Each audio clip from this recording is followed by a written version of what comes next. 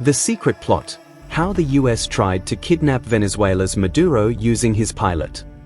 Welcome to Frontline Macroanalysis TV. I'm your host, Remmy, and today we dive into one of the most controversial covert operations of modern geopolitics: the US attempt to kidnap Venezuelan President Nicolás Maduro using his own pilot.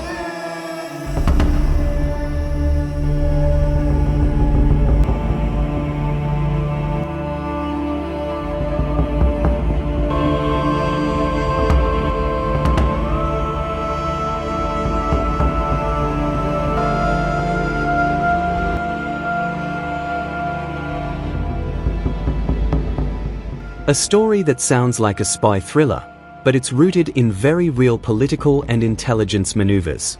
Let's uncover how it happened, why it failed, and what it reveals about the ongoing power struggle between Washington and Caracas.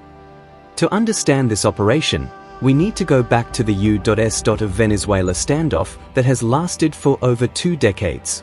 Since Hugo Chávez's rise in 1999, Venezuela became a symbol of defiance against US influence in Latin America.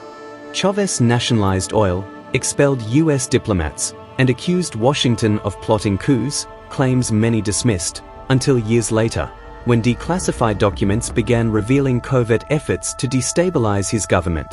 After Chávez's death in 2013, Nicolás Maduro inherited not only a collapsing economy but also a country under intense sanctions and pressure.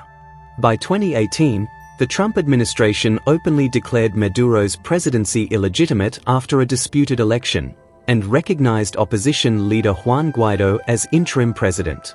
That moment turned Venezuela into a chessboard of intelligence operations, mercenary plots, and oil geopolitics.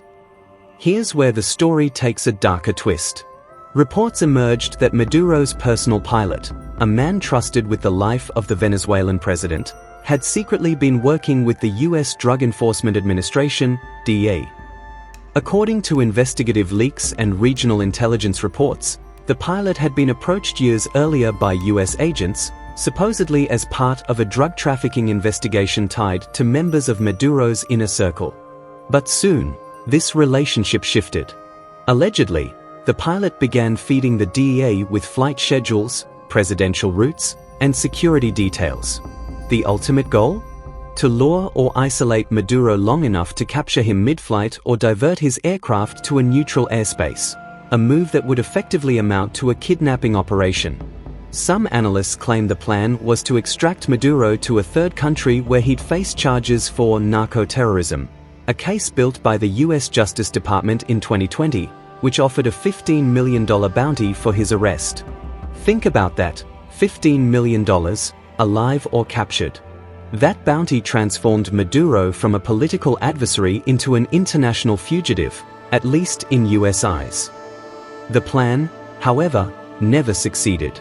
Venezuelan counterintelligence reportedly uncovered the pilot's communications, leading to a quiet but swift neutralization of the plot.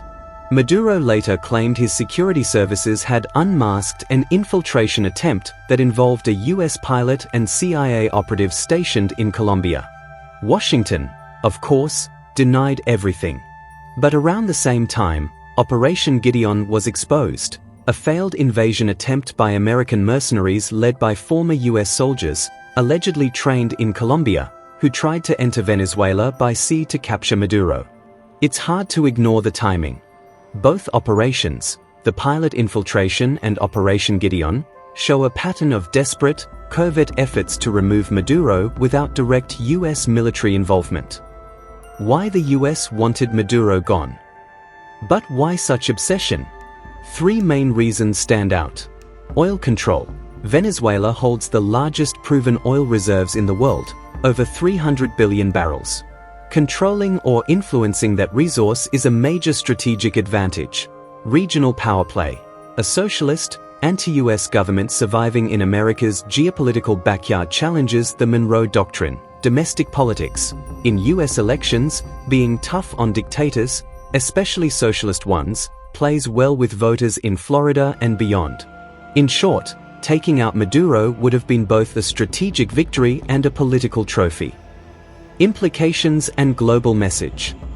This case exposes something bigger: how modern regime change has evolved. No longer just tanks and invasions, but covert influence, intelligence manipulation, and betrayal from within. Maduro remains in power, though isolated. The US quietly eased some oil sanctions in 2023 to curb global energy prices, suggesting that even Washington realized that overthrowing Maduro wasn't simple. The failed kidnapping plot is a reminder that superpowers still use espionage and deception in the name of democracy. And for smaller nations, it's a warning: sovereignty today is as fragile as the loyalty of the people closest to you. Thanks for joining me on Frontline Macroanalysis TV. If you found this episode insightful, hit the like button, subscribe, and share it with others who question what's really happening behind the headlines. Until next time, stay informed, stay curious, and always question the narrative.